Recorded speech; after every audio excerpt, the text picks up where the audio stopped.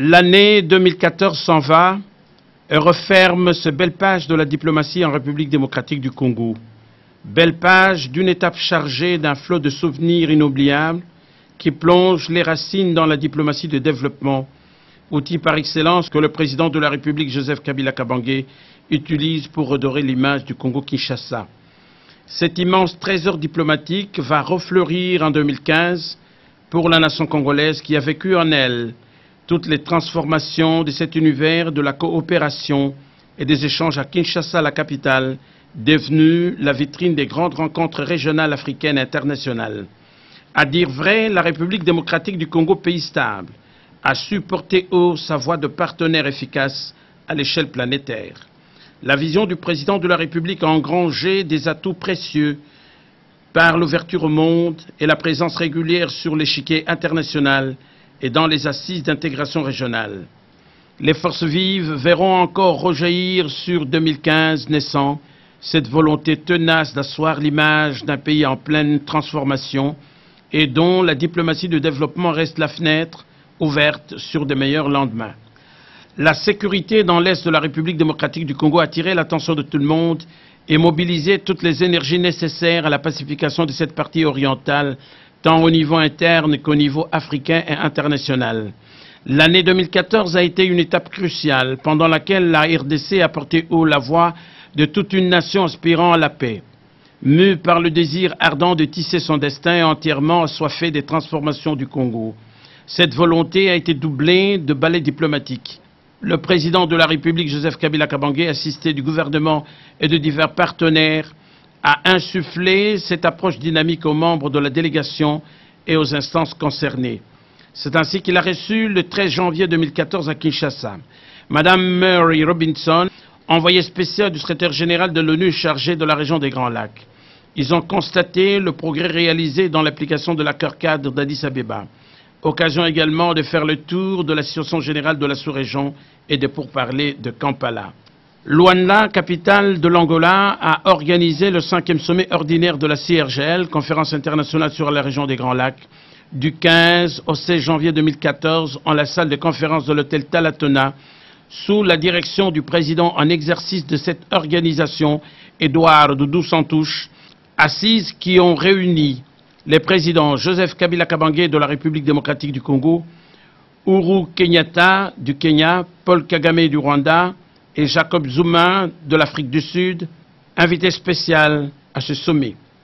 Sous le thème « Promouvoir la paix, la sécurité, la stabilité et le développement de la région des Grands Lacs », les chefs d'État et de gouvernement ont souhaité l'intensification des opérations pour anéantir les forces négatives dans l'est de la République démocratique du Congo, apprécier le soutien financier de l'Union européenne, de la BAD, et demander aux pays membres de respecter le protocole de non-agression et de défense mutuelle, et enfin favoriser la lutte contre les violences sexuelles et l'accélération de la mise en œuvre de l'accord-cadre de paix d'Addis Abeba.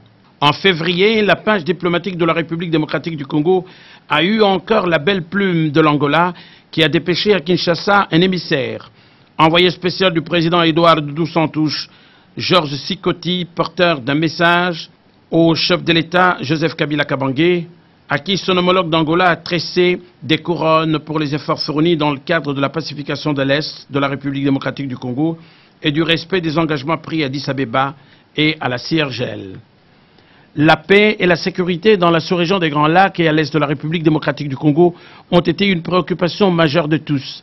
Voilà pourquoi Luanda, capitale de l'Angola, à l'initiative du président Edouard Doudou Santouche, président en exercice de la CIRGL, a une fois de plus déroulé le tapis rouge à ses hôtes de marque le 25 mars 2014. Les présidents Joseph Kabila Kabange, Kaguta Museveni, Paul Kagame, Jacob Zuma, invités spécial. Le dossier de la sécurité dans la sous-région et à l'est de la République démocratique du Congo est revenu sur le tapis. Les chefs d'État présents l'ont examiné sous toutes les coutures. L'objectif qu'on s'est fixé, c'est neutraliser les forces négatives ADF NALU et FDLR, y compris tous les groupes armés, et œuvrer pour la paix régionale durable, a recommandé le mini-sommet. Le balai diplomatique entre Kinshasa et Luanda s'est poursuivi sans désemparer. En juin 2014, le président Joseph Kabila Kabange a reçu à Kinshasa le ministre angolais de la Défense, Joao Lourenço, porteur d'un message au président Édouard Doudou Santouche en rapport avec la situation de l'Est, le processus de reddition et de désarmement des FDLR, rencontres régulières à Luanda dans le cadre de la CIRGL, volonté affirmée de venir à bout des forces négatives, la diplomatie de développement enclenchée par le chef de l'État a eu le mérite d'être efficace, démonstrative, communicative et voire florissante.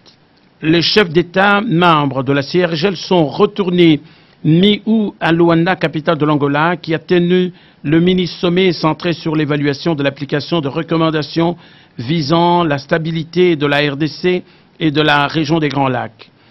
Les présidents Joseph Kabila Kabange, Yoweri Kaguta Museveni et Jacob Zuma, invités spéciaux, ont participé à cette rencontre.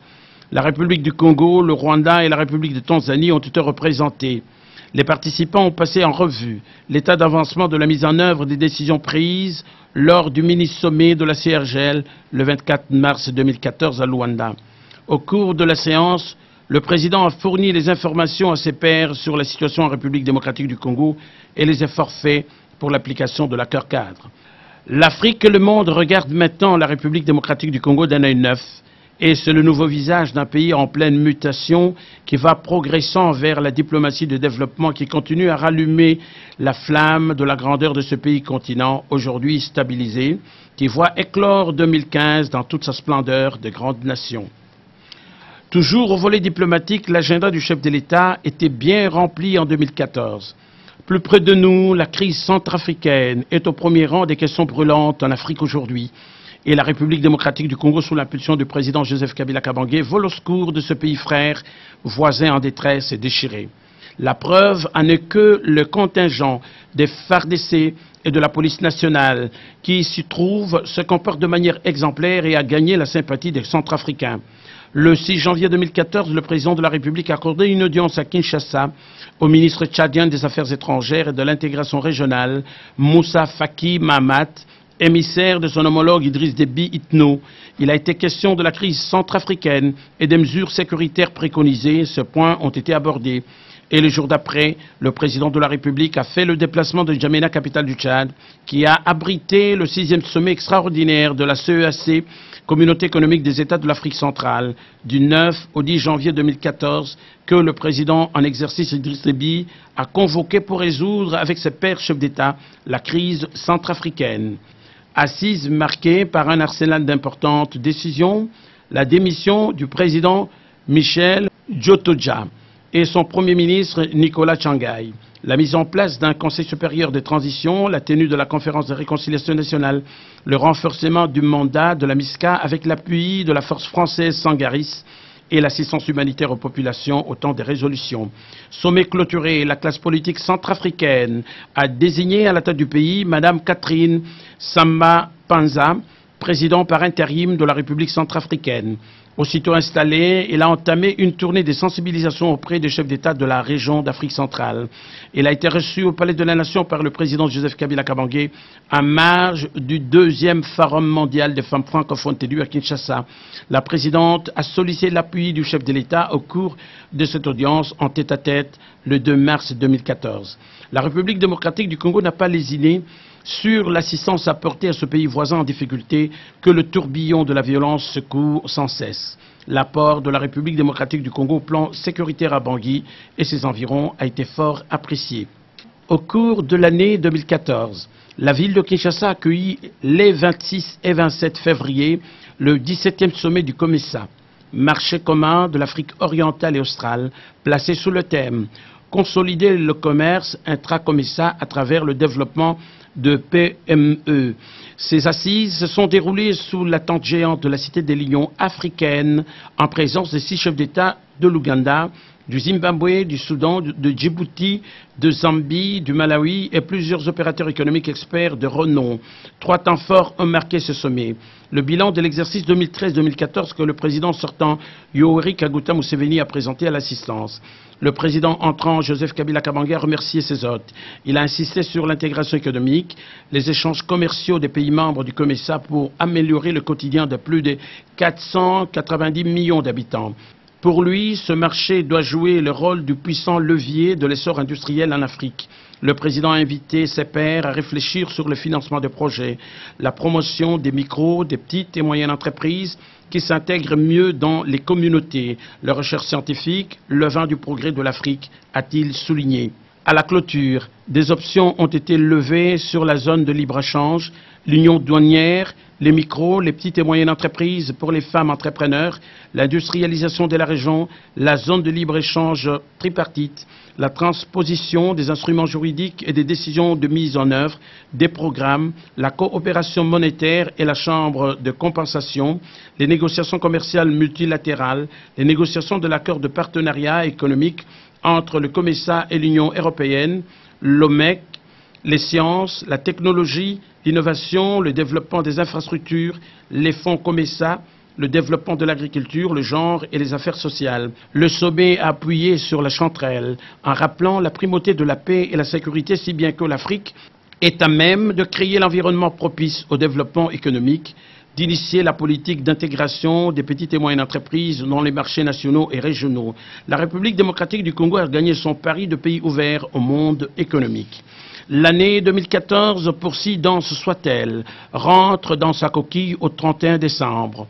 Elle garde des meilleurs souvenirs de la République démocratique du Congo qui a joué un rôle catalyseur au sein de l'Organisation internationale de la francophonie en assumant la présidence. Le succès du 14e sommet de Kinshasa perdure dans le temps, reste immortel et continue à marquer les esprits. C'est cet héritage de la diplomatie congolaise qui a eu ses marques indélébiles auxquelles s'attache avec fierté le peuple congolais à l'aube du Nouvel An. De toute évidence, la République démocratique du Congo reste l'une des vitrines de la promotion de la langue française, l'un des piliers de l'Organisation internationale de la francophonie et le temple de l'espace francophone pour les échanges commerciaux et les projets d'intégration économique durant l'année 2014.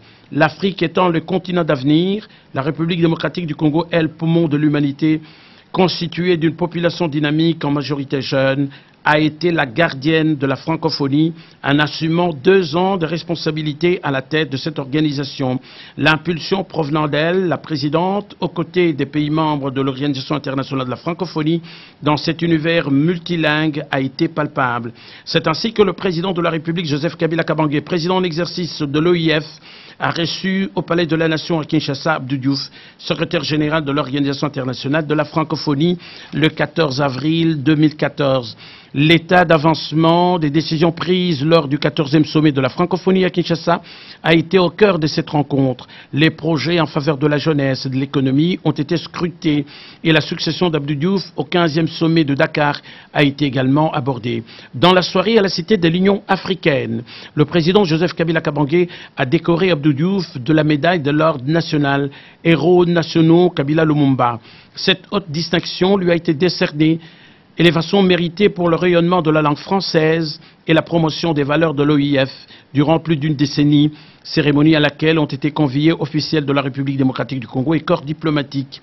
Durant l'année qui s'achève, Kinshasa a été le carrefour de l'éclosion d'activités de manière permanente de l'OIF en y marquant sa belle empreinte de vivier des valeurs que porte cette organisation grâce aux initiatives des autorités congolaises sous la direction du président Joseph Kabila Kabange. Après Paris, Kinshasa, la capitale de la République démocratique du Congo, a accueilli du 3 au 4 mars 2014 en la salle du Congrès du Palais du Peuple le 2e Forum mondial de femmes francophones que le président de la République Joseph Kabila Kabange a patronné. C'était le grand rendez-vous planétaire de la femme et une première en Afrique. La République démocratique du Congo a eu raison d'avoir sa place de choix au panthéon des pays progressistes du monde. Dans son discours inaugural, le président Joseph Kabila Kabange a célébré de manière profonde les valeurs intrinsèques de la femme, condamné les violences dont elle est victime, confirmé sa volonté tenace à la protéger et à punir les auteurs. Le chef de l'État a réaffirmé sa détermination inébranlable à encourager la femme à jouer toujours le rôle d'actrice du développement dans la société. Message adressé à 3000 femmes venues des 4 coins du monde. Parmi elles, la présidente de la République centrafricaine, Catherine Samba Panza, Keïta Aminata Maïga, épouse du chef de l'État malien, Antoinette Sassou, première dame du Congo-Brazzaville, Nyamina Benguigui, ministre française déléguée à la francophonie, Geneviève Inagossi, ministre de la Femme, Genre et Enfants, et la première dame de la République démocratique du Congo, Marie-Olive Lembe Kabila.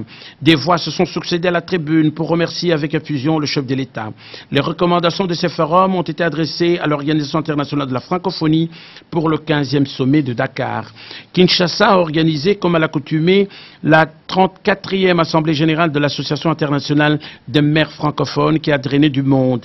Maires et personnalités, experts et délégués ont découvert ce pays hospitalier à la chaleur humaine exceptionnelle, où la belle langue de Molière fait bon ménage avec les langues nationales. Ici où la culture, les arts et la musique donnent du relief à la société, assaisonnent le train-train de la vie quotidienne et les réflexions scientifiques. À la clôture, le 6 novembre, le président de la République a remercié les organisateurs pour le choix porté sur Kinshasa et Madame Anne Hidalgo, maire de Paris, en appréciant les thèmes de travaux, le changement climatique, la problématique des financements internationaux, les problèmes inhérents au courant migratoire des populations et l'épidémie d'Ebola. Le chef de l'État a rappelé l'initiative louable prise par la République démocratique du Congo sur tous les fronts en organisant des rencontres régulières d'octobre 2012 à l'année 2014. L'environnement, le commerce, l'énergie, les finances, l'égalité du genre et la récente rencontre des ministres des Affaires étrangères au sein de la francophonie à New York en septembre 2013. Promesse tenue, la RDC a participé au 15e sommet de la francophonie à Dakar, capitale du Sénégal, pays de la Teranga, du 29 au 30 novembre 2014. Accompagné de la première dame, Marie-Olive Lembe Kabila, et à la tête d'une forte délégation, le président de la République, Joseph Kabila Kabange, a pris part à ces assises dont le thème central, les femmes et les jeunes, vecteurs de paix, acteurs du développement, a servi de fil conducteur aux participants réunis au Centre international des conférences Abdou Diouf, à une quarantaine de kilomètres du centre-ville de Dakar. Dans son adresse, le président Joseph Kabila Kabange a fait le bilan de 2 ans de la RDC à la présidence de l'OIF avec de nombreuses réalisations à son actif. Dans la foulée, hommage a été rendu à Abdou Diouf qui, une décennie durant, a œuvré pour l'enracinement des valeurs que prône l'organisation. L'orateur est revenu sur la donne économique et commerciale à inclure de manière pérenne dans tous les projets des pays membres de la francophonie. À la clôture, le président en exercice Macky Sall, président du Sénégal, a lu la déclaration des Dakar englobant 3 thématiques axé sur la femme et jeunes, vecteur de valeur, l'emploi et insertion des jeunes, la santé et développement durable. Il a souligné que le 15e sommet s'est concentré sur les défis politiques, économiques et sociaux de l'espace francophone. À l'issue des travaux, Madame Michaëlle Jean, de nationalité canadienne, désignée par consensus, a succédé à Abdou Diouf. Madagascar s'est vu confier l'organisation du 16e sommet de la francophonie qui recevra 80 pays membres avec les nouveaux adhérents, membres observateurs, le Mexique, le Costa Rica et le Kosovo. 2014, année d'intense ballet diplomatique. La République démocratique du Congo a été honorée par la visite officielle d'une autre personnalité de haut rang, le secrétaire d'État américain John Kerry, que le président Joseph Kabila Kabange a reçu au Palais de la Nation le 4 mai 2014 dans la matinée. Rencontre au sommet qui a gravité autour des questions de relations bilatérales, la situation générale du pays, la démocratie, les droits de l'homme et la coopération entre le Congo et les États-Unis. Points essentiels de cet échange fructueux entre le chef de l'État et le numéro 1 de la diplomatie américaine. Sur invitation de la Maison-Blanche, les 6 août, le président Joseph Kabila Kabange a participé au sommet des leaders États-Unis-Afrique.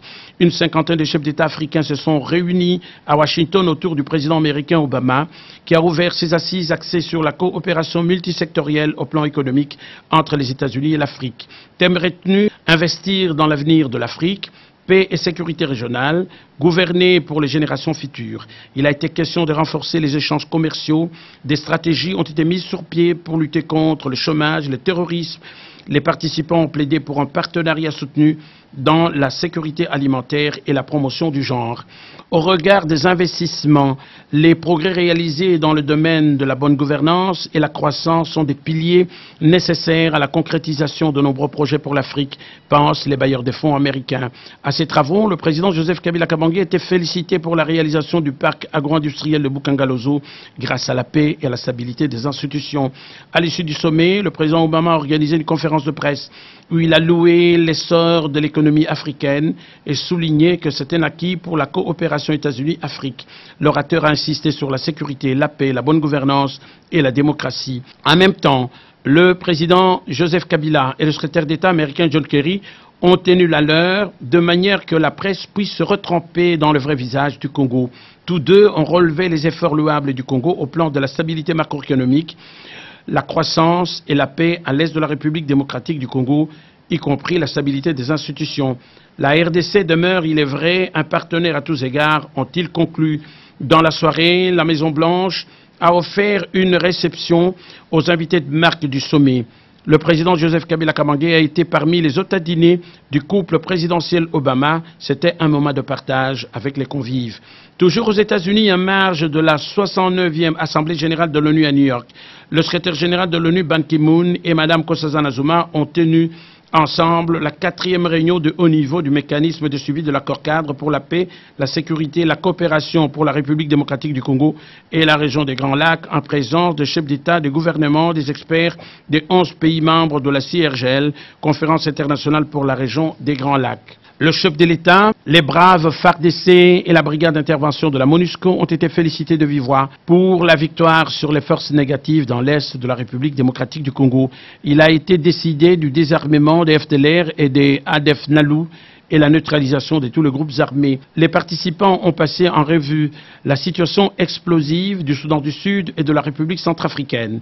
Du haut de la tribune des Nations Unies à New York, à la 69e réunion ordinaire de l'Assemblée générale de cette organisation mondiale, le président Joseph Kabila Kabange a passé au scanner les grandes questions qui préoccupent l'humanité tout entière. Le terrorisme, l'épidémie d'Ebola, la violence. Au niveau interne, il a démontré le dynamisme de l'économie congolaise, l'amélioration du climat des affaires, la reconstruction, la démocratie et la cohésion nationale, la tenue des élections grâce à la CENI, et il a fait le plaidoyer pour la représentativité de l'Afrique au Conseil de sécurité et annoncé la création d'un centre de formation pluridisciplinaire de santé pour répondre aux besoins des pays africains. Le séjour du président Joseph Kabila Kabange a été marqué par la rencontre avec le secrétaire général de l'ONU Ban Ki-moon au siège de cette institution internationale à New York. Ce haut responsable des Nations Unies a tressé des lauriers au président de la République pour les progrès réalisés en RDC et la poursuite de la réforme de l'armée et des services de sécurité entamés. Les relations entre les États-Unis et la République démocratique du Congo, combien excellentes, sont au beau fixe. La vitalité de la diplomatie congolaise que le chef de l'État, Joseph Kabila Kabange, infuse dans la mémoire collective et partout ailleurs, pousse les Congolais à se garder de s'endormir sur les lauriers et en revanche à rallumer les finesses diplomatiques d'un pays de dialogue, d'ouverture, de cohésion nationale, de contact, d'hospitalité et de coopération. L'année 2014 a produit cette belle expérience dont la moisson attendue a été celle d'un pays stable, fréquentable, uni, pacifié, remis sur les rails pour la reconstruction à l'heure actuelle. Au long de l'année 2014, fin mai, précisément mercredi 21 mai, le président Joseph Kabila Kabange a effectué une visite de travail en France. Il a été reçu à l'Élysée par son homologue de la République française, François Hollande. La séance a été centrée essentiellement sur la situation politique et sécuritaire dans la région des Grands Lacs, la lutte contre les groupes armés, l'opération de maintien de la paix des Nations Unies à l'est de la République démocratique du Congo. À cette rencontre ont été associés les hauts responsables de deux pays respectifs. Il est à rappeler que les relations de coopération dans les secteurs de l'éducation, des transports, des infrastructures et de la gestion des ressources naturelles ont été évoquées. La France et le Congo-Kinshasa, deux pays francophones, membres de l'Organisation internationale de la francophonie, développent des relations fort excellentes au plan de la coopération. Attaché aux relations tissées avec la Namibie, pays de la SADC, le président Joseph Kabila Kabange a reçu en audience à Kinshasa le 29 avril 2014 Sam Nujoma, président honoraire et père de l'indépendance de la Namibie, que l'Université de Kinshasa a décoré pour sa contribution à la promotion de la jeunesse africaine. Deux pays voisins aux relations de bon voisinage excellentes, ce sont deux nations aux liens séculaires dans la région des Grands Lacs.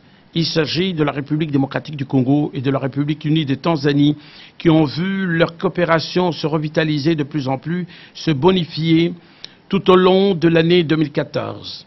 Et la preuve éclatante, c'est la venue le 9 mai 2014 à Kinshasa, capitale de la République démocratique du Congo, du président tanzanien Jakaya Mrisho Kikwete, que son homologue Joseph Kabila Kabange a reçu en tête-à-tête au Palais de la Nation.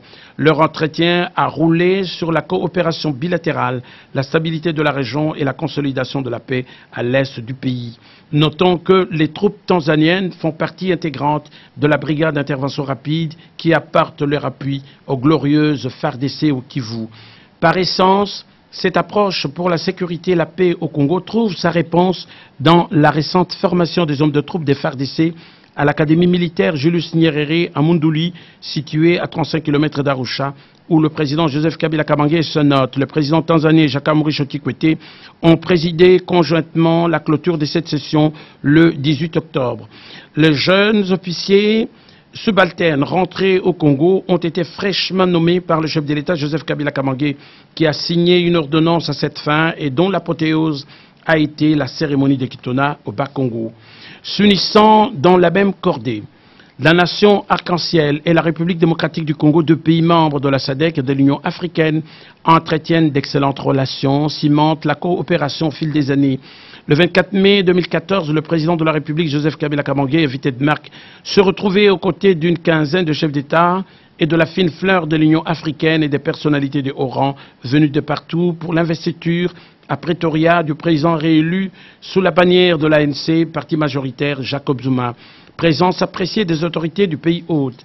Dans son discours, l'assermenté a pris l'engagement de bâtir la nation arc-en-ciel dans l'unité, la concorde, tout en louant l'œuvre de l'icône de la liberté, Nelson Mandela. Aussitôt après, le président Joseph Kabila Kabange a été reçu par son homologue Jacob Zuma, qui lui a exprimé toute la gratitude pour la présence de la délégation congolaise en Afrique du Sud. D'une audience à l'autre, il s'est entretenu avec Mme Balé Kambete, présidente du Parlement sud-africain, avant de retourner à Kinshasa. Lien solide entre Kinshasa et Pretoria, l'Afrique du Sud contribue à la pacification de l'Est du Congo par l'envoi de ses troupes déjà intégrées dans la brigade d'intervention rapide de la MONUSCO. Dans la même sphère de la SADC, le regard a été porté sur la paix. La sécurité de la République démocratique du Congo, sujet à tonalité régionale au cœur du sommet extraordinaire de la communauté économique de l'Afrique australe, tenu à Victoria Falls au Zimbabwe le 18 août 2014, en présence d'une quinzaine de chefs d'État, dont le président Joseph Kabila Kabange. Au cours des travaux, le président en exercice Robert Mugabe a mis l'accent sur la situation de la République démocratique du Congo et de Madagascar. Le sommet a préconisé des solutions efficaces qui ont fait tache d'huile, entériné la décision de désarmement des FDLR et leur rapatriement au Rwanda. Il a été décidé que les insulaires de Madagascar soient soutenus pour leur épanouissement. Pour le bien du peuple congolais, 2014 a vu aussi la SADC s'impliquer dans l'éradication des forces négatives au Kivu, à l'instar de la CIRGL, de l'Union africaine, de la communauté internationale, des vaillantes et braves FARDC et du peuple congolais mobilisé. La diplomatie de la République démocratique du Congo a été bel et bien agissante, étant donné la nécessité du raffermissement de relations de bon voisinage entre Kinshasa et la voisine Brazzaville. Le président Denis Sassou Nguesso a effectué le 27 octobre 2014 une visite de travail à Kinshasa, dont le point d'orgue a été l'entretien avec son homologue Joseph Kabila Kabange, président de la République démocratique du Congo, au Palais de la Nation. Durant plus d'une heure, ils ont examiné les questions bilatérales d'ordre sécuritaire et les relations de fraternité et la coopération. Cette rencontre a été sanctionnée par un communiqué final que le ministre des Affaires étrangères Emo Tshibanda Ntunga Mulungu a lu. De cette séance, il ressort que les deux chefs d'État se sont engagés à consolider les liens séculaires. Ils ont convenu de la ratification de la Convention sur la circulation des biens des personnes, la reprise du commerce transfrontalier, la lutte contre la criminalité urbaine et la constitution de la commission mixte d'enquête sur les allégations de violation des droits de l'homme lors des opérations d'expulsion des ressortissants de la République démocratique du Congo, de la République du Congo. En outre, le président Denis Sassou Nguesso a félicité son homologue Joseph Kabila Kabange et les FARDC pour le retour de la paix au Nord Kivu. Immédiatement après, l'hôte de marque de la RDC a regagné la voisine Brazzaville par hélico, survolant les majestueux fleuves Congo. Pleine de poésie, la diplomatie de développement que le chef de l'État, Joseph Kabila Kabange, soutenu par les instances nationales, le gouvernement et divers partenaires, a su imprimer à la marche du Congo-Kinshasa en 2014 a été des plus efficaces. Voilà pourquoi l'autorité apporte sa pierre à l'édifice de la coopération qui, de plein pied, voit poindre à l'horizon les dividendes de la révolution de la modernité. Cette vision mère des belles œuvres architecturales que découvrent des visiteurs au Congo. L'année 2014 a marqué les esprits et la diplomatie agissante a eu